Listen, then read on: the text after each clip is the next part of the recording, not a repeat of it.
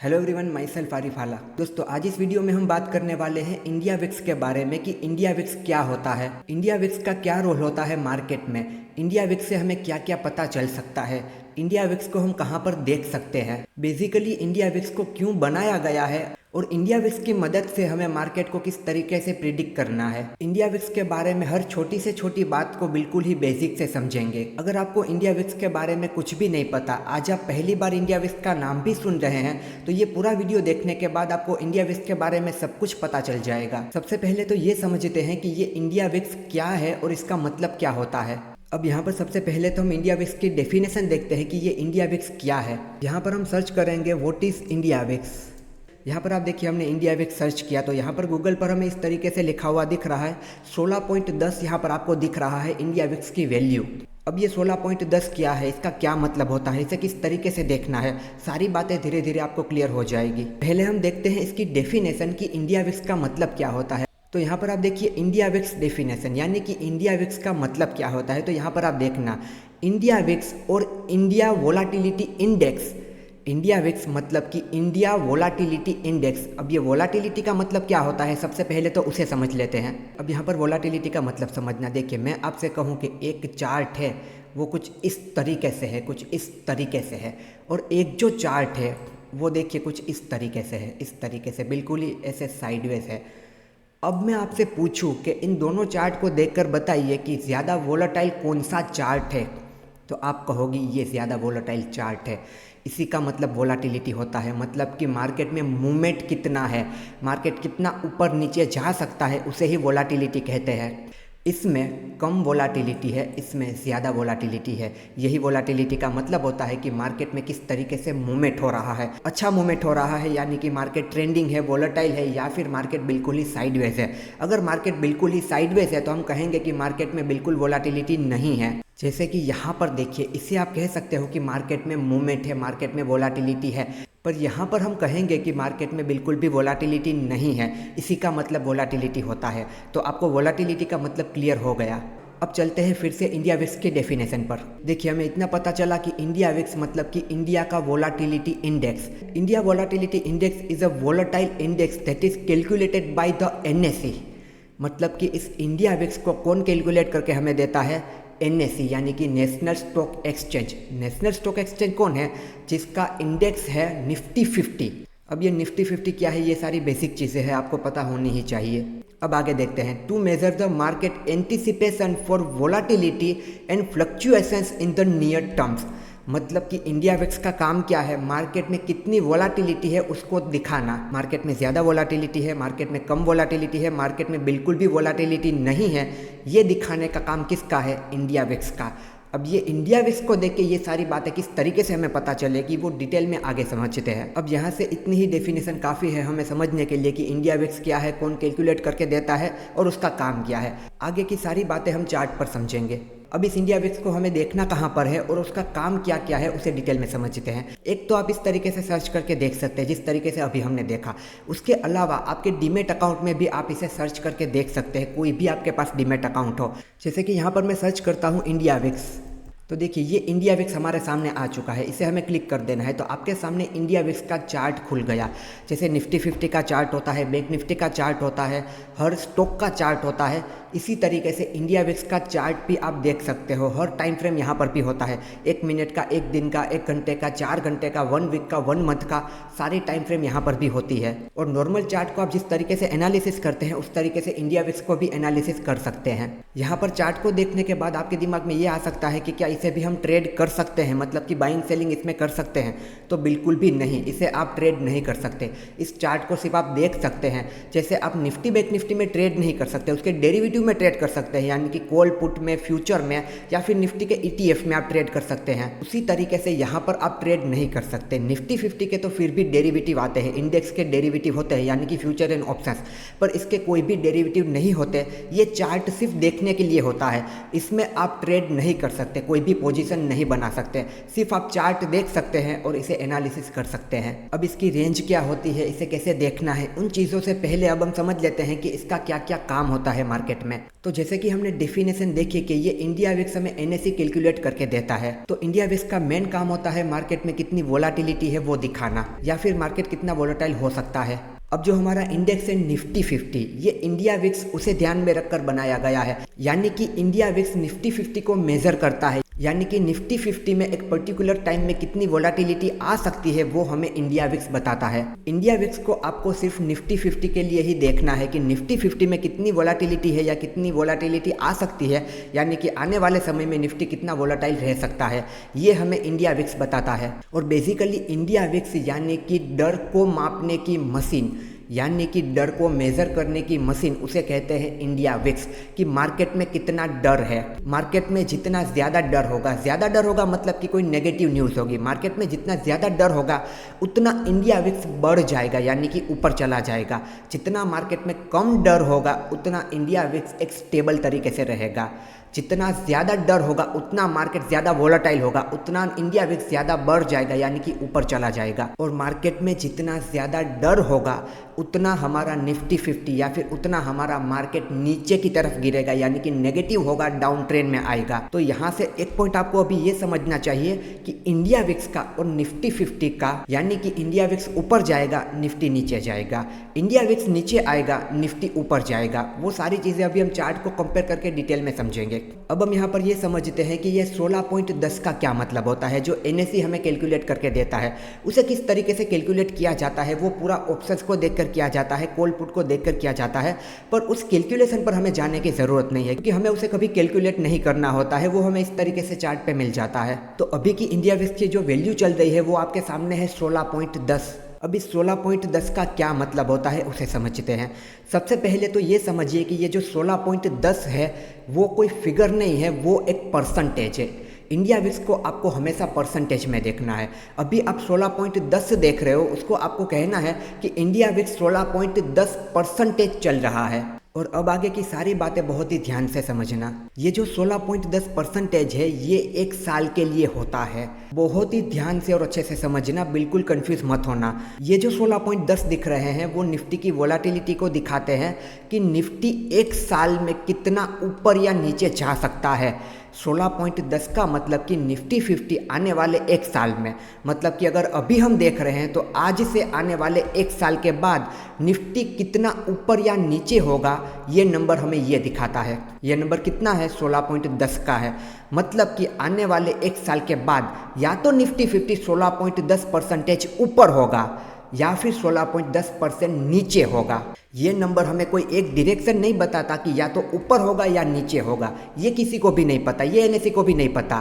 So hope so आपको ये point समझ में आया होगा कि इंडिया विक्स को आप जब भी देखोगे उसे एक साल का ध्यान में रखकर आपको देखना है कि ये एक साल का नंबर है जो कि निफ्टी 50 को दिखाएगा कि निफ्टी 50 आने वाले एक साल में ऊपर होगा या नीचे होगा। कितना ऊपर या नीचे होगा? जितना इंडिया विक्स का आपको अभी दिख रहा है उतना। आप जब भी इंडिया विक्स को देखोगे वो अलग नंबर हो सकता है, क्योंकि ये भी इंडेक्स की तरह, स्टॉक की तरह बदलता रहता है। सुबह 9:15 बजे जब मार्केट ओपन होती है तब से इसमें मूवमेंट होना शुरू हो जाता है। दोपहर को 3:30 बजे मार्केट बंद होता है तब तक, तो ये भी मार्केट के साथ साथ चलता रहता है। अभी 16.10 है, अभी अगर लाइव मार्केट चल रही होती तो यहाँ पर इसका नंबर बदलता रहता, ऊपर नीचे ये होता रहता। यानी कि यहाँ से अगर लाइव मार्केट है तो ये 16.5 हो सकता है, ये 17 हो सकता है, ये 15.5 हो सकता है, ये 15 हो सकता है। बहुत ही बड़ा डिफरेंस नहीं होता, 1-2% का डिफरेंस आपको यहाँ पर दिख सकता है। पर अगर कोई न्यूज़ बेसिस पे मार्केट चल रहा है तो यहाँ पर आपको बड़ा फर्क भी दिख सकता है।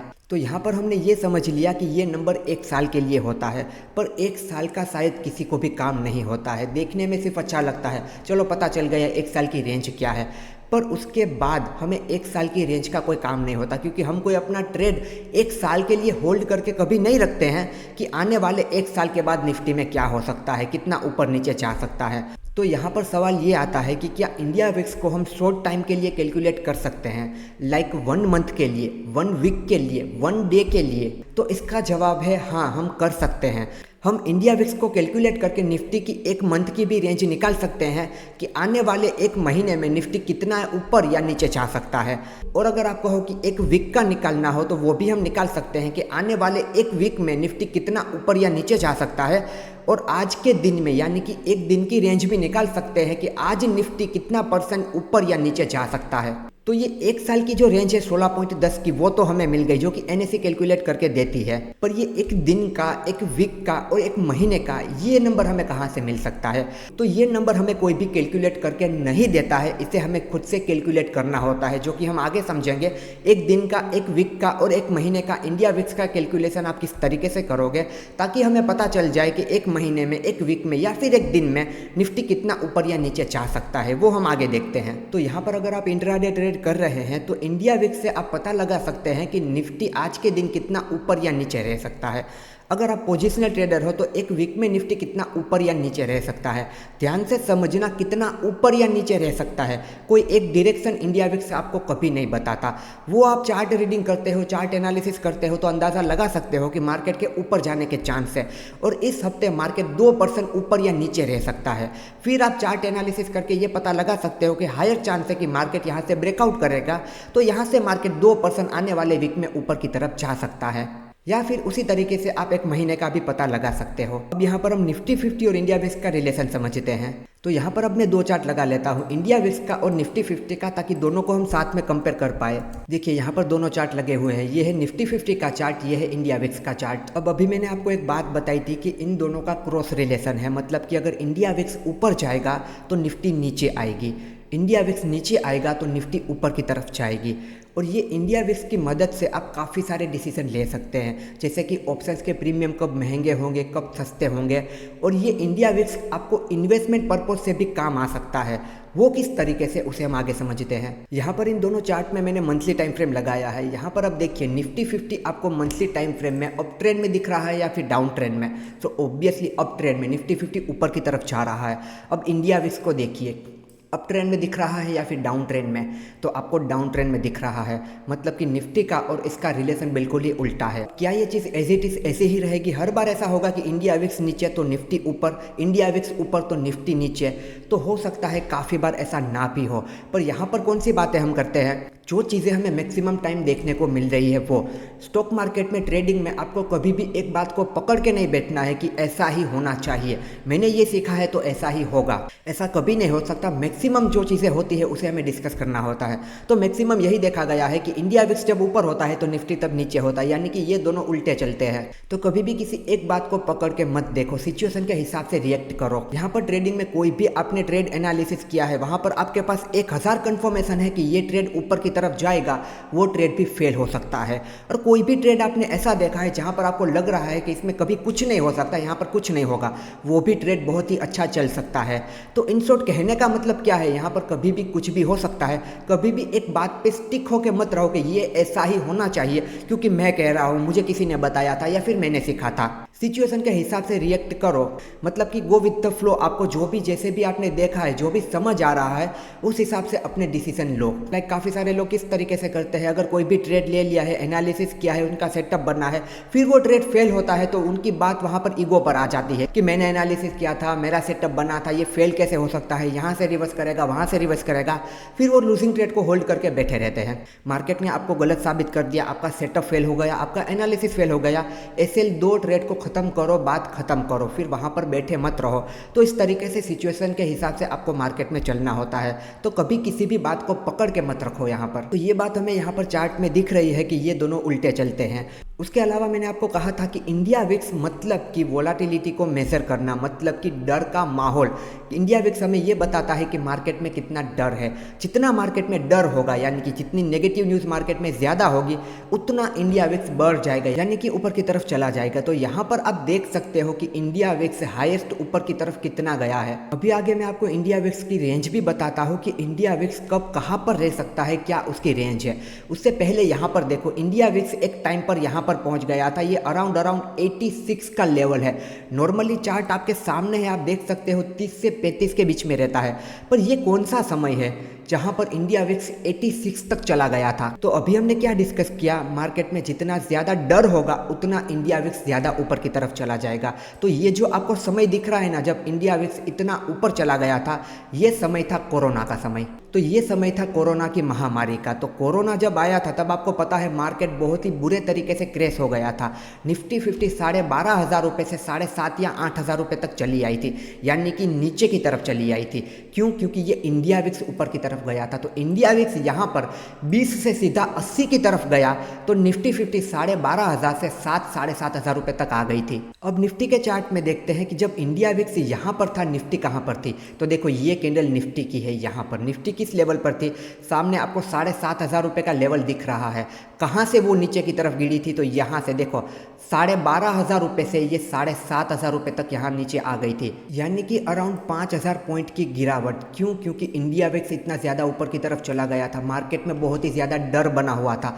इंडिया विक्स ऊपर, निफ्टी नीचे। फिर उसके बाद देखिए कोरोना का असर जिस तरीके से कम होता गया उस तरीके से इंडिया विक्स नीचे की तरफ आता गया, मतलब कि मार्केट से डर खत्म होता गया। इंडिया विक्स इस तरीके से नीचे आता गया, उस तरीके से निफ्टी 50 ऊपर की तरफ गई। तो नॉर्मली इंडिया विक्स की ये रेंज नहीं है। ये तो बहुत ही ज्यादा जब डर का माहौल रहता है, इसी कोरोना जैसी महामारी, तभी ऐसा कुछ होता है। अदरवाइज इंडिया विक्स इतना ज्यादा कभी ऊपर नहीं रहता और हम उम्मीद करते हैं कि ऐसा कभी भी ना हो कि इंडिया विक्स इतना ज्यादा ऊपर की तरफ अब आगे से जाए। तो ये तो हो गई कोरोना की बात कि तब इंडिया विक्स इतना ज्यादा ऊपर की तरफ चला गया था। तो क्या ऐसी कोई महामारी के अलावा इंडिया विक्स कभी भी इतना ऊपर नहीं जा सकता? मेरे ख्याल से इतना ज़्यादा ऊपर नहीं जा सकता, बट हाँ वोलेटाइल हो सकता है। कोई अगर मान लेते हैं हम कोई बजट आने वाला है, कोई इलेक्शन चल रहे हैं, या कहीं पर वॉर वगैरह हो गया, या फिर कोई ग्लोबल मार्केट में ऐसा कुछ भी हो गया जिस वजह से बहुत ही ज़्यादा डर का माहौल हो गया, बहुत ही नेगेटिव मार्केट हो गया, तो तब इंडिया विक्स अपनी नॉर्मल रेंज से ज़्यादा बढ़ जाएगा और निफ्टी 50 तब ऑब्वियसली नीचे की तरफ आने लगेगी। तो होप सो आपको इंडिया विक्स और निफ्टी का रिलेशन पता चल गया होगा। अब मैंने आपको बताया था कि इंडिया विक्स को इन्वेस्टमेंट पर्पज से भी देखा जा सकता है कि कब आपको बाय करना चाहिए, कब आपको इन्वेस्टमेंट करना चाहिए और कब आपको थोड़ा सा वेट कर लेना चाहिए। तो उस बात को डिस्कस कर लेते हैं। तो यहाँ पर हमें एक बात ये समझ में आ चुकी है कि जब इंडिया विक्स ऊपर होगा, निफ्टी 50 नीचे होगा, इंडिया विक्स नीचे होगा, निफ्टी 50 ऊपर होगा। सीधी सिंपल भाषा में ये कहे कि इंडिया विक्स अगर नीचे है तो एक लेवल पर तो वो रुकेगा, कहीं ना कहीं तो वो सपोर्ट लेगा। वो रेंज अभी हम देखते हैं, तो वहां से इंडिया विक्स ऊपर की तरफ आ सकता है। तो इंडिया विक्स जब अपनी नीचे की रेंज से यानी कि सपोर्ट से जब ऊपर जाएगा, तब निफ्टी 50 ऊपर की तरफ होगा अपने रेजिस्टेंस पर, तो निफ्टी 50 तब वहां से नीचे की तरफ आ सकता है। इतनी बात में आप लोग क्लियर हो, राइट? अब यहाँ पर आप देख सकते हो कि इंडिया विक्स आपको नीचे की तरफ दिख रहा है, निफ्टी 50 को हमने देखा कि ऊपर की तरफ है। तो इंडिया विक्स अभी नीचे की तरफ है, कहीं ना कहीं एक लेवल से वो सपोर्ट लेगा, मतलब कि अभी इंडिया विक्स यहाँ से ऊपर की तरफ जा सकता है। मतलब कि इंडिया विक्स अगर यहाँ से ऊपर की तरफ गया, यहाँ तक आया, तो निफ्टी अगर मान लेते हैं इस पॉइंट पर है, तो निफ्टी इस पॉइंट से क्या नीचे की तरफ आ सकती है? तो बिल्कुल, हमने जिस तरीके से चार्ट को देखा, ये बात हम अपने मन से नहीं बना रहे, हम ऐसे ही नहीं बोल रहे। हमें जो चार्ट में दिख रहा है हम उसी तरीके से लॉजिकली बात कर रहे हैं। तो इस तरीके से तो यही समझ आ रहा है कि इंडिया विक्स यहाँ से अगर यहाँ तक आएगा, जो कि इसकी नॉर्मल रेंज है, तो निफ्टी 50 ऊपर के लेवल से नीचे की तरफ आएगा। निफ्टी 50 का ऊपर से नीचे की तरफ आना मतलब कि स्टॉक में भी गिरावट हो सकती है। तो यहाँ से आपको ये बात समझ में आ रही है कि जब भी इंडिया विक्स नीचे हो, निफ्टी ऊपर होगा, और इंडिया विक्स नीचे से ऊपर जाएगा, निफ्टी 50 ऊपर से नीचे आएगा, तो निफ्टी 50 के स्टॉक में भी गिरावट होगी। निफ्टी 50 हमारा मेजर इंडेक्स है, तो निफ्टी 50 के स्टॉक में गिरावट होगी, मतलब कि ऑलमोस्ट आप समझ लीजिए मार्केट में गिरावट होगी। ऐसे में क्या आपको इन्वेस्टमेंट करना चाहिए? वैसे तो इन्वेस्टमेंट में आपका व्यू बड़ा होता है, जैसे कि 2 साल, 4 साल, 5 साल, 10 साल, 20 साल, तो ज़्यादा आपको फर्क नहीं पड़ता है, पर फिर भी आपको एक फेयर वैल्यू पर प्राइस मिल रहा है तो आपको वेट कर लेना चाहिए। जैसे कि आपको दिख रहा है कि इंडिया विक्स यहाँ से ऊपर जाएगा, निफ्टी 50 यहाँ से नीचे आएगा, तो निफ्टी 50 के स्टॉक भी नीचे आएंगे, तो अभी आपको इन्वेस्टमेंट नहीं करना चाहिए। जब भी इंडिया विक्स इस लेवल पर आपको मिलता है, जो कि उसकी नॉर्मल रेंज रहती है, तब आपका निफ्टी 50 कहाँ पर होगा? तब आपका निफ्टी 50 यहाँ पर इस लेवल पर होगा, यानी कि नीचे होगा, मतलब निफ्टी 50 के स्टॉक भी नीचे होंगे, जो आपको कम प्राइस में मिलेंगे। अब इंडिया विक्स अपने एक लेवल पर आ चुका है, तो इंडिया विक्स यहाँ से रेजिस्टेंस लेके नीचे आएगा, इंडिया विक्स यहाँ से रेजिस्टेंस लेके नीचे आएगा, तो निफ्टी 50 यहाँ से ऊपर जाएगा। निफ्टी 50 ऊपर कब जाएगा? जब निफ्टी 50 के स्टॉक ऊपर जाएंगे, जब मार्केट के स्टॉक ऊपर जाएंगे। तो वैसे में इस लेवल पर आपको इन्वेस्टमेंट करना चाहिए निफ्टी 50 के अच्छे स्टॉक में, जो कि अच्छी कंपनियां हैं, जो कि आपको फेयर वैल्यू में अच्छे प्राइस पर मिल रही है। क्योंकि यहाँ पर आप इन्वेस्टमेंट करोगे, यहाँ से इंडिया विक्स नीचे आएगा, यहाँ से निफ्टी 50 ऊपर जाएगा, मतलब कि निफ्टी 50 के स्टॉक ऊपर जाएंगे। जो स्टॉक आपको मान लेते हैं 1500 में अभी मिल रहा है, वो अगर आप थोड़ा सा वेट कर लो तो हो सकता है आपको 1300 में, 1200 में मिल जाए।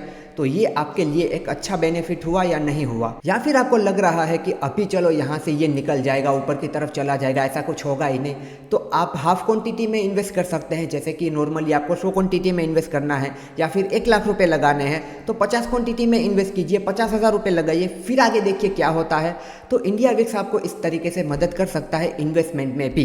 बहुत ज़्यादा लॉन्ग टर्म का व्यू है, मुझे फ़र्क नहीं पड़ता 2 महीने 3 महीने में क्या होगा, मेरा व्यू 5 साल का है, कोई बात नहीं, आप अभी कर सकते हैं। पर अगर आपको ये लग रहा है कि अभी मार्केट थोड़ा और करेक्ट हो सकता है इंडिया विक्स के हिसाब से, तो थोड़ा और वेट कर लीजिए। हो सकता है आपका वो सेम स्टॉक आपको 100 रुपये सस्ते में मिल जाए, तो 100 रुपये का ज़्यादा प्रॉफिट हो जाएगा। तो यहाँ पर मेरा आपको समझाने का मतलब ये है, जो कि हम चार्ट एनालिसिस को देखकर कह रहे हैं, मैं अपने मन से बिल्कुल नहीं कह रहा, कि जब भी इंडिया विक्स नीचे होता है बिल्कुल ही अपने सपोर्ट पर, तब इन्वेस्टमेंट पे भी थोड़ा वेट कर लेना चाहिए। जब इंडिया विक्स अपने टॉप पर होता है तब आपको वहां पर इन्वेस्टमेंट करना चाहिए, क्योंकि तब वहां से इंडिया विक्स नीचे आएगा तो निफ्टी ऊपर जाएगी, मतलब कि निफ्टी के स्टॉक ऊपर जाएंगे। चलिए, तो ये भी एक बहुत ही ज़रूरी पॉइंट था जो कि हमने क्लियर कर लिया। अब हम निकालते हैं इंडिया विक्स की रेंज, कि इंडिया विक्स की कौन कौन सी रेंज ज़रूरी है और उसे किस तरीके से हमें निकालना है। फिर से मैं आपको एक बात रिपीट करवा दूं, इंडिया विक्स यानी कि मार्केट में कितना डर है वो हमें बताता है और मार्केट की वोलाटिलिटी को मेजर करता है। मार्केट में ज़्यादा डर होगा, लोग पैनिक में आ जाएंगे, लोग पैनिक में आ जाएंगे तो लोग क्या करेंगे, सेलिंग करेंगे, अपना पोर्टफोलियो खाली करेंगे, शॉर्ट सेलिंग करेंगे। उस वजह से क्या होगा, मार्केट नीचे की तरफ आएगा। अब अगर इसकी रेंज की बात करें, अब आपने इससे पहले इंडिया विक्स पर कोई भी वीडियो देखा है तो वहां पर आपने कोई ना कोई रेंज देखी होगी, आपको रेंज बताई होगी कि ये इंडिया विक्स की रेंज है। पर यहाँ पर हम क्या करेंगे, मैं आपको सीधा कोई रेंज नहीं बताऊंगा कि ये इंडिया विक्स की रेंज है, इतनी रेंज में ये हो सकता है। हमारे पास इंडिया विक्स का चार्ट है, हमें चार्ट को एनालिसिस करना आता है, हमें सपोर्ट रेजिस्टेंस के बारे में पता है कि वो कैसे किया जाता है। तो कोई भी ऐसे ही रेंज बताने से अच्छा है हम चार्ट को एनालिसिस करके रेंज निकाले कि इंडिया विक्स की क्या रेंज है और किस रेंज में क्या मूवमेंट हो सकता है, ताकि हमें और ज्यादा अच्छे से समझ में आएगा। तो सबसे पहले 1 मंथ पे हम रेंज निकालते हैं कि ऑल ओवर इंडिया विक्स की क्या रेंज है। 1 मंथ यानी कि सबसे बड़ी टाइम फ्रेम हो गई, तो इस पर हम ऑल ओवर इंडिया विक्स की रेंज निकालेंगे, मतलब कि all time high and all time low. उससे बाद धीरे धीरे टॉप डाउन एनालिसिस करते करते छोटी टाइम फ्रेम पर शिफ्ट होते जाएंगे और अलग अलग तरीके से रेंज निकालते जाएंगे और समझते जाएंगे कि किस रेंज में क्या हो सकता है। इस रेंज में क्या हो सकता है का मतलब क्या, अगर 15 पर है तो हमें किस तरीके से देखना है, 20 पर है तो किस तरीके से देखना है, 25 पर है तो किस तरीके से देखना है। ये हो गई हमारी रेंज। तो सबसे पहले तो यहाँ पर इसके सपोर्ट रेजिस्टेंस बनाते हैं ऑल टाइम हाई और ऑल टाइम लो निकालने के लिए। नीचे की तरफ अगर यहाँ पर हम सपोर्ट जोन बनाए तो यहाँ पर देखो हमारा ये सपोर्ट जोन इस तरीके से बन सकता है कि ये रहा इसका सपोर्ट जोन ऑल ओवर। अभी तक आप देख सकते हैं कि इंडिया विक्स इसी सपोर्ट जोन में रहा है। यहाँ पर देखिए इंडिया विक्स यहाँ पर बहुत ही ज्यादा नीचे की तरफ आ गया था, मतलब कि कुछ 2-2.5 पॉइंट का लेवल है।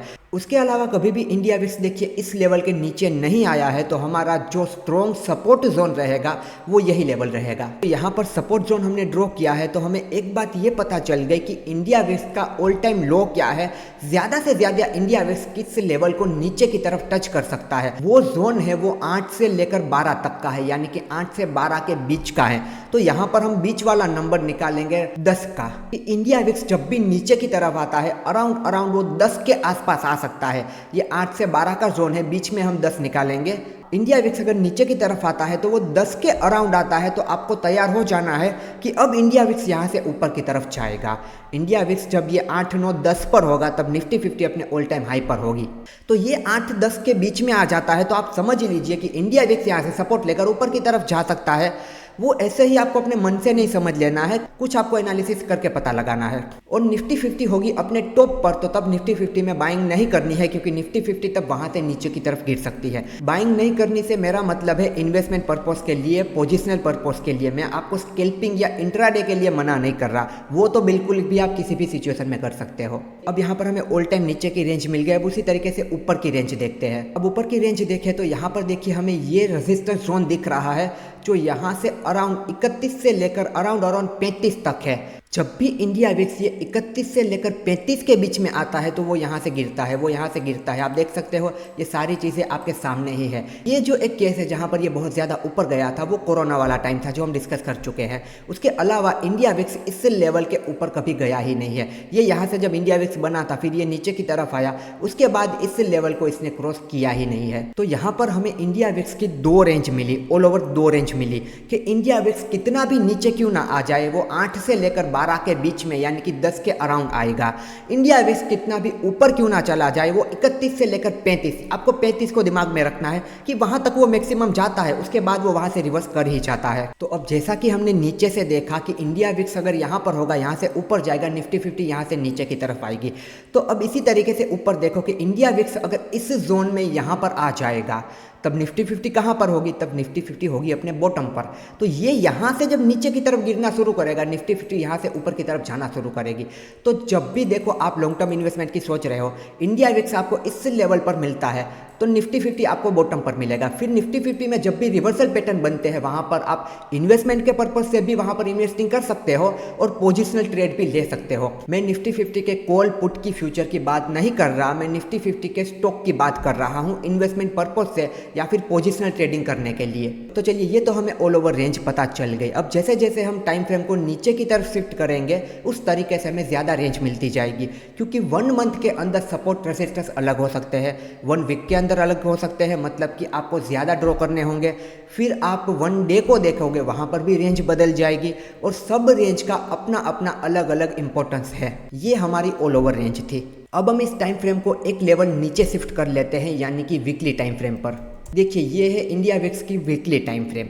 अब यहाँ पर और हम लेवल निकालेंगे, उसके बाद में आपको बताऊंगा कि किस लेवल पर इंडिया विक्स होगा तब मार्केट में क्या मूवमेंट आ सकता है, कितना वोलेटाइल रह सकता है, या फिर मार्केट बिल्कुल स्टेबल रहेगा, ज़्यादा वोलेटिलिटी मार्केट में नहीं होगी। अब यहाँ पर हम वीकली टाइम फ्रेम के हिसाब से सपोर्ट रेजिस्टेंस निकालेंगे इंडिया विक्स के। देखिए, वीकली टाइम फ्रेम के हिसाब से भी जो नीचे का लेवल है वो तो यहाँ पर सेम हमें दिख ही रहा है, पर ऊपर का ये जो रेजिस्टेंस जोन है वो देखो यहाँ पर कुछ इस तरीके से आ जाएगा। देखो, ये लेवल रहेगा वीकली टाइम फ्रेम के हिसाब से। हमें एक नया रेजिस्टेंस मिला इंडिया विक्स का, और इन सारे लेवल के ऊपर से ही हमें इंडिया विक्स की रेंज मिलेगी। अब ये जो हमें रेंज मिली है, ये 15.5 से 17 का जोन है, यानी कि इंडिया विक्स अगर नीचे की तरफ जाएगा, यानी कि 8-10 के अराउंड आएगा, फिर ऊपर की तरफ जब उठना शुरू करेगा तो वो अराउंड 70 तक आ सकता है, यानी कि 15.5 से 70 के बीच वो आ सकता है। अब हो सके तो कुछ बातों को नोट डाउन कर लेना, क्योंकि ये बहुत ही ज़रूरी बातें हैं। अब हम बात करने वाले हैं रेंज के बारे में।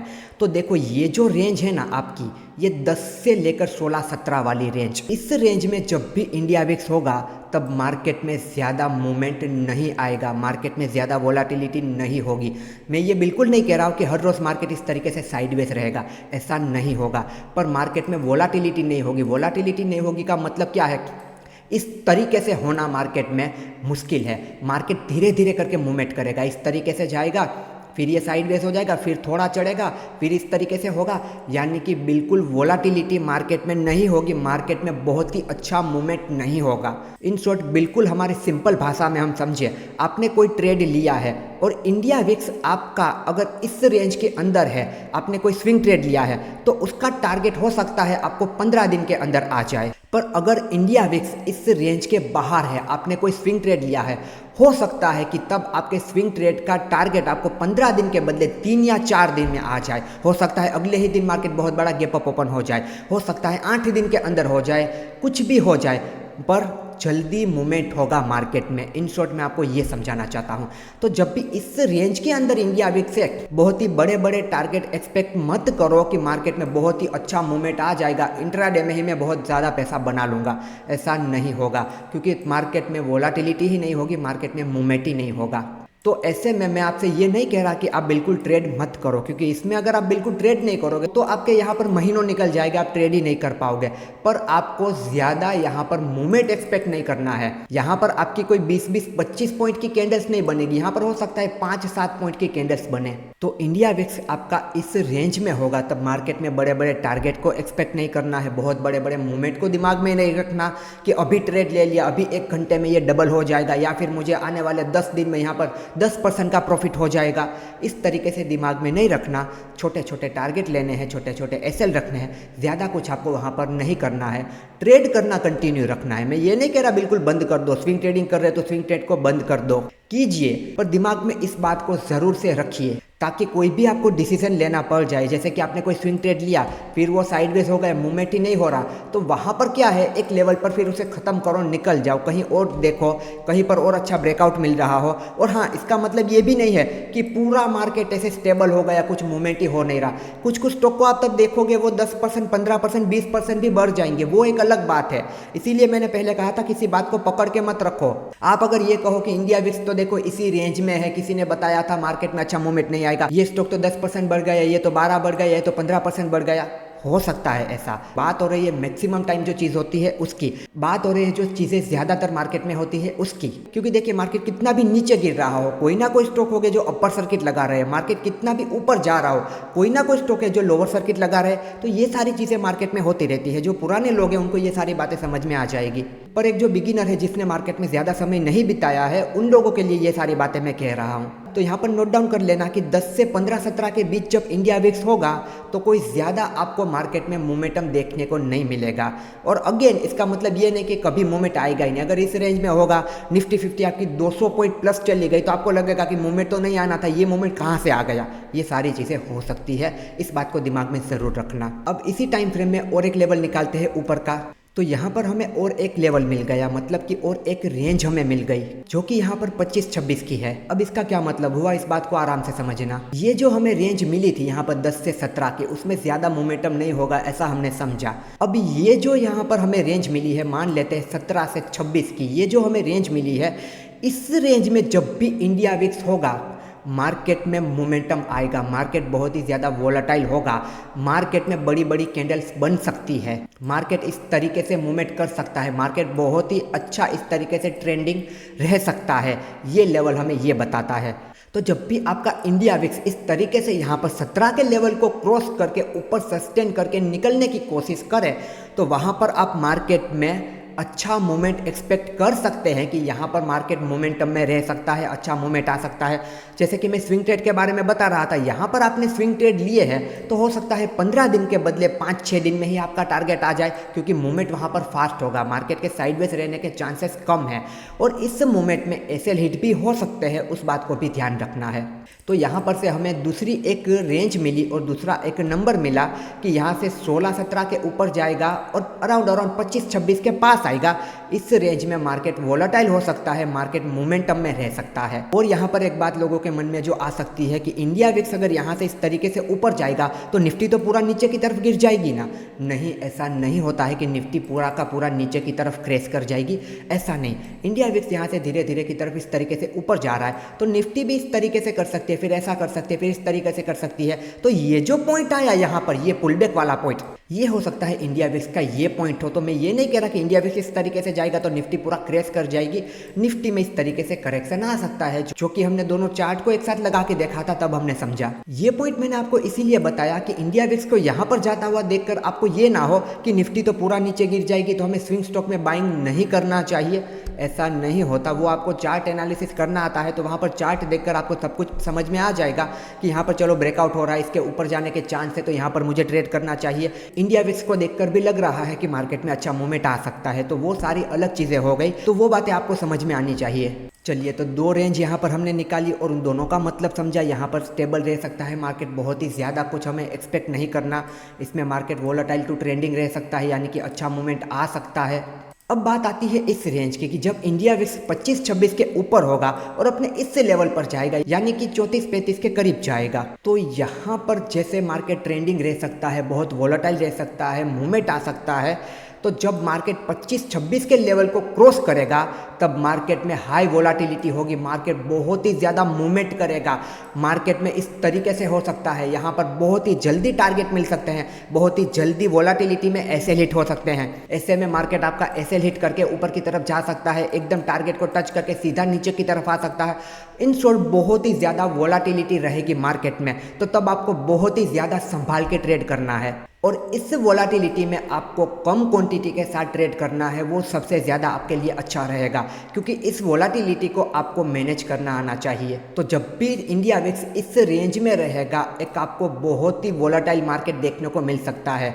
और यहाँ पर आप देखो, इस रेंज में मार्केट कोई बहुत ही ज़्यादा समय नहीं रहता है। आप देख सकते हो इस रेंज में बहुत ही कम रहता है मार्केट। यहाँ पर इस रेंज में आता है, या तो ऊपर की तरफ निकल जाता है या फिर सीधा यहाँ से नीचे की तरफ चला आता है, इस लेवल को टच करके चला आता है। क्योंकि हर रोज़ मार्केट इतना वोलाटाइल नहीं रहता, हमें पता है। मार्केट यहाँ पर ज़्यादातर क्या रहता है, साइडवेज रहता है। और जब ये रेंज हमें यहाँ पर मिलेगी तब मार्केट हमें ट्रेंडिंग देखने को मिलेगा। तो ये जो 25 से 35 की रेंज है, इस रेंज में मार्केट बहुत ही ज़्यादा नहीं रहता है। तो इतनी ज़्यादा फिक्र करने की ज़रूरत नहीं है कि इस वोलाटिलिटी को मैं कैसे कंट्रोल में करूँगा। पर जब भी इस जोन में आता है, थोड़ा संभल के ट्रेड करना है।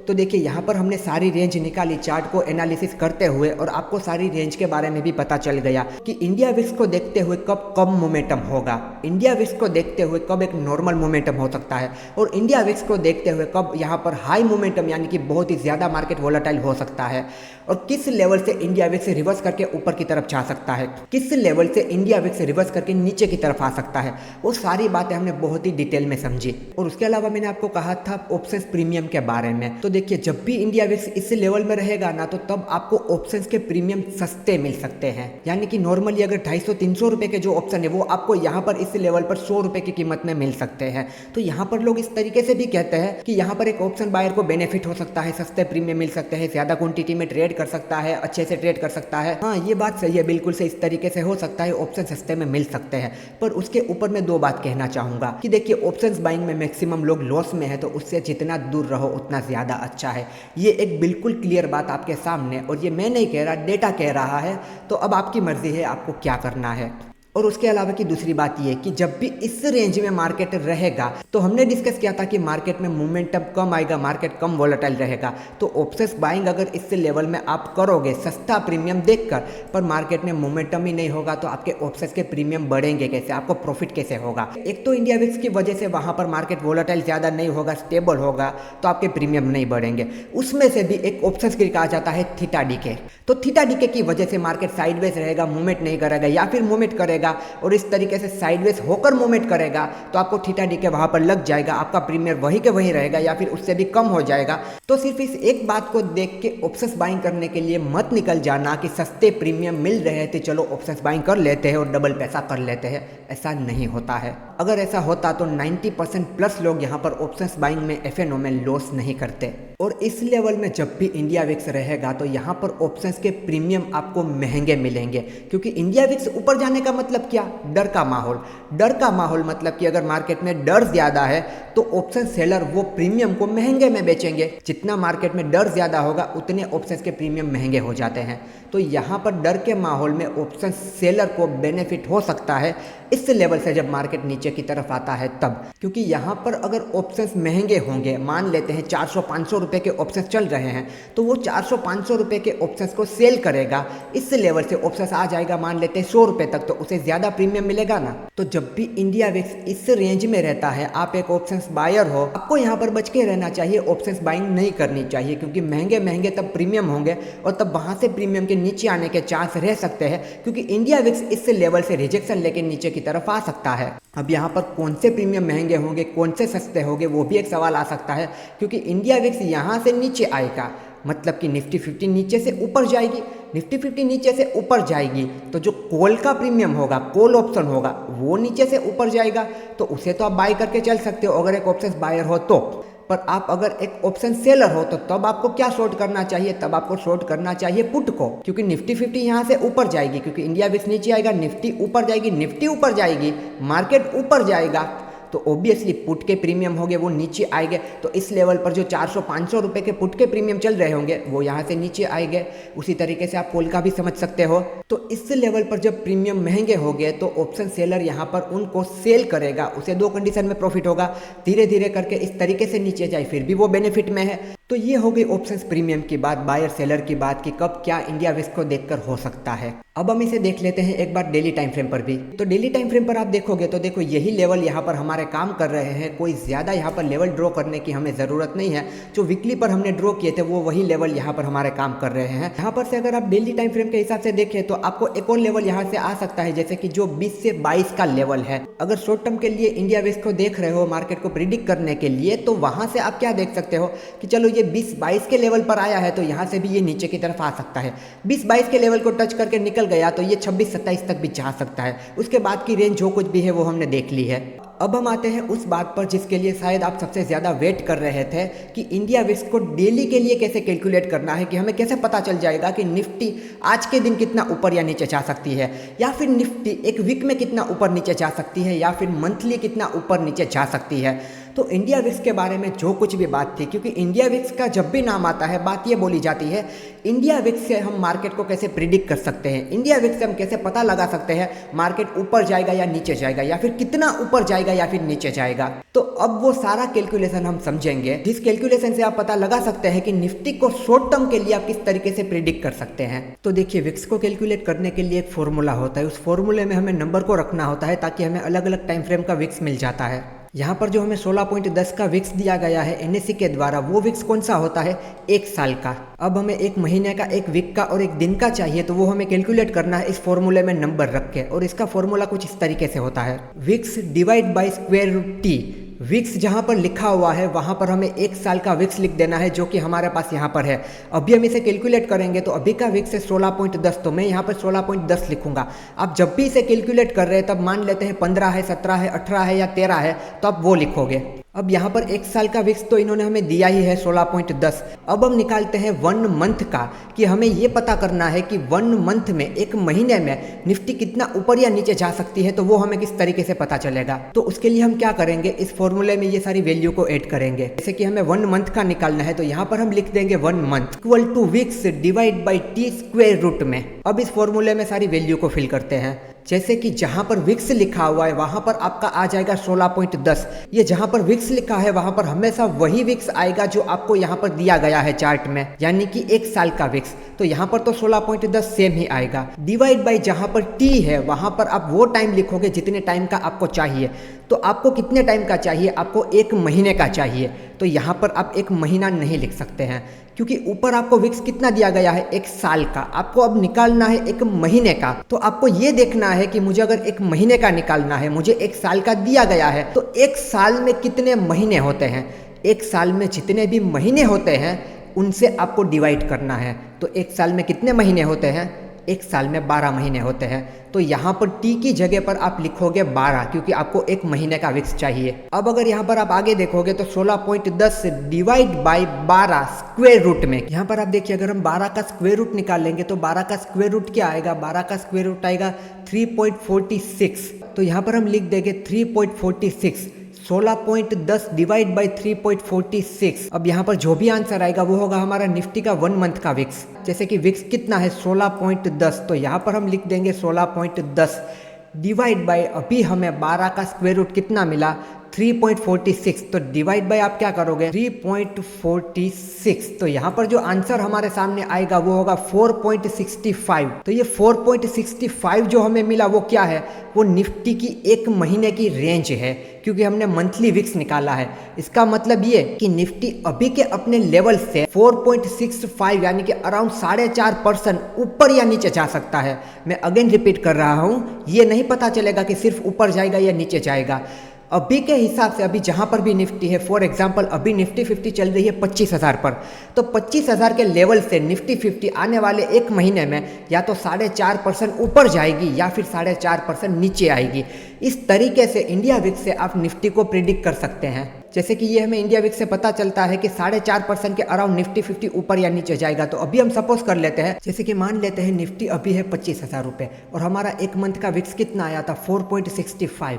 तो 4.65 अगर हम इसे करेंगे तो हमारे पास जो आंसर निकल के आएगा वो होगा 1162। मतलब कि अभी निफ्टी 25,000 रुपये है, तो आने वाले एक महीने में निफ्टी 50 1162 पॉइंट ऊपर या नीचे जा सकती है। मान लेते हैं कि वो ऊपर की तरफ गई, 1162 वो ऊपर की तरफ गई, तो यहाँ पर प्लस हम 25,000 रुपये कर देंगे। तो यहाँ पर निफ्टी हमें एक महीने के बाद कितनी देखने को मिलेगी, 26,162। और मान लेते हैं कि इतना ही वो नीचे की तरफ चली गई, क्योंकि वो नीचे या ऊपर दोनों में से एक तरफ जाएगी, तो यहाँ से हम माइनस कर देंगे 1162 1162। तो जो हमारे पास आंसर निकल के आएगा वो होगा 23,838। मतलब कि ये फिगर हमें मिल गया नीचे का, एक फिगर हमें मिल गया ऊपर का।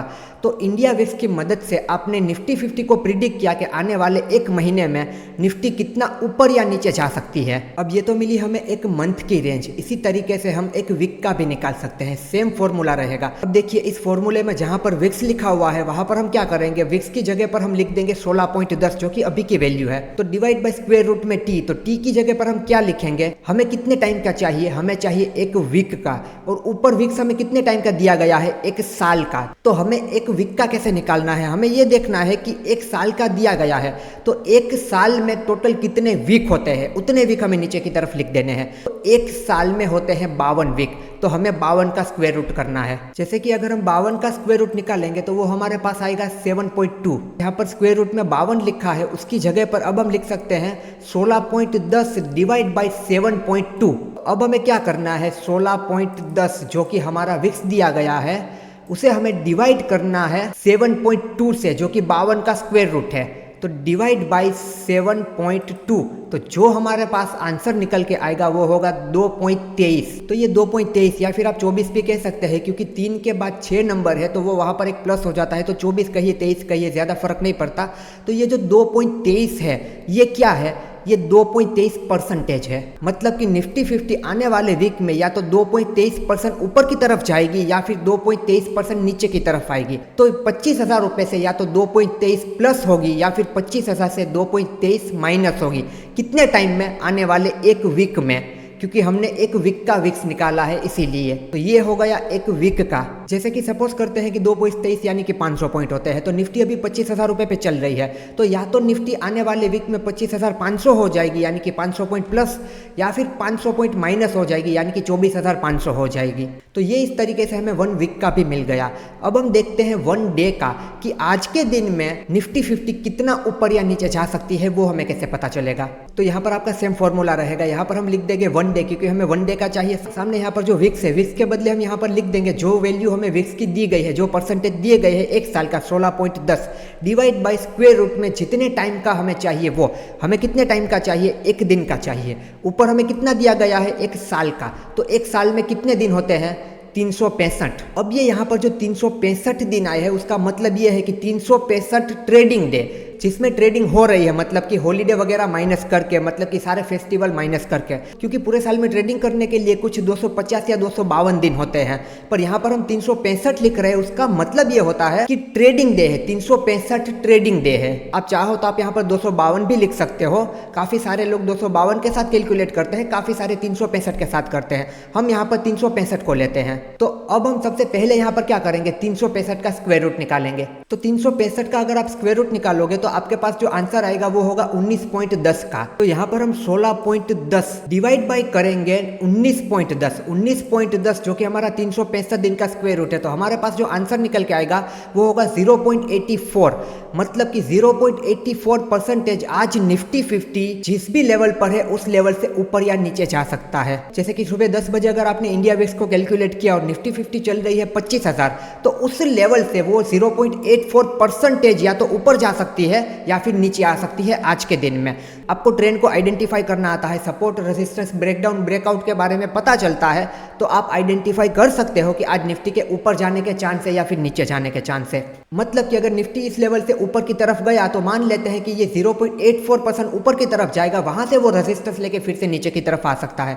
पर उस लेवल पर आपको अगेन से विक्स को भी देखना है कि विक्स क्या चल रहा है, क्योंकि हर सेकंड विक्स की वैल्यू भी बदलती रहती है। जैसे कि यहाँ पर हम डे का एक बार कैलकुलेट करके देख लेते हैं कि आपको लग रहा है कि निफ्टी 50 ऊपर की तरफ जा सकती है। जब भी आपने विक्स को कैलकुलेट किया तो निफ्टी 50 है 25,000 रुपये पर, और एक दिन का विक्स हमें कितना परसेंटेज मिला था, 0.8%। तो 0.8% अगर इसका परसेंटेज में निकालोगे तो आपके पास जो आंसर निकल के आएगा वो होगा 210 का।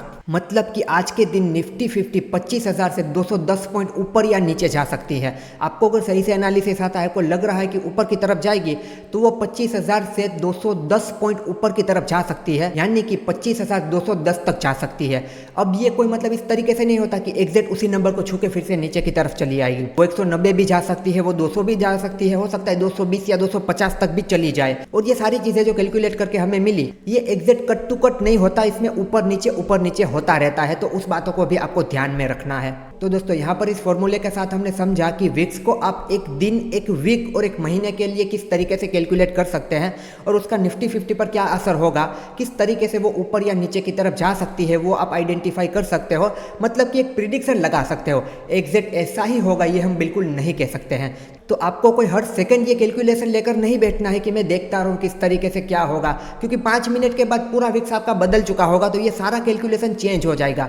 पर आपको एक रफली फिगर मिल सकता है, जैसे कि 210 आए तो आप अराउंड 180 से 200 का फिगर दिमाग में रख सकते हो कि ये इतना ऊपर या नीचे जाना चाहिए। एग्जैक्ट आप ये कहो कि 210 ही ऊपर जाएगा, 210 ही नीचे जाएगा, तो ऐसा नहीं हो सकता। और ये कैलकुलेशन होता है जब भी आप कैलकुलेट करते हो उस समय से, मतलब कि अभी आप कैलकुलेट कर रहे हो आने वाले एक महीने के लिए, तो अभी के समय से एक महीने में वो संभावना है, कट टू कट नहीं रहता, ऊपर नीचे थोड़ा सा हो सकता है। तो इन बातों को भी ध्यान में रखना। होप सो दोस्तों आपको ये सारी बातें समझ में आई होगी, आपके सारे कंफ्यूजन क्लियर हुए होंगे। अगर कोई भी कंफ्यूजन रहता है, कुछ भी सवाल रहता है तो आप कमेंट करके बता सकते हैं। और उसके अलावा अगर आप किसी भी टॉपिक पर वीडियो चाहते हैं, कोई स्पेसिफिक टॉपिक पर जो आपको समझना है, तो वो भी आप कमेंट करके बता सकते हैं।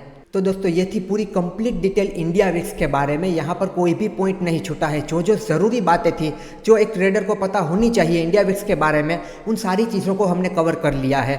वीडियो काफ़ी बड़ी बनी है, हो सकता है पीछे के पॉइंट आप भूल गए हो। अगर आपने नोट डाउन नहीं किए तो उन्हें बिल्कुल से नोट डाउन कर लेना, और कुछ भी कन्फ्यूज़न लगे तो एक और बार इस वीडियो को देख लेना, आपके सारे कन्फ्यूज़न दूर हो जाएंगे। तो अब हम मिलेंगे नेक्स्ट वीडियो में।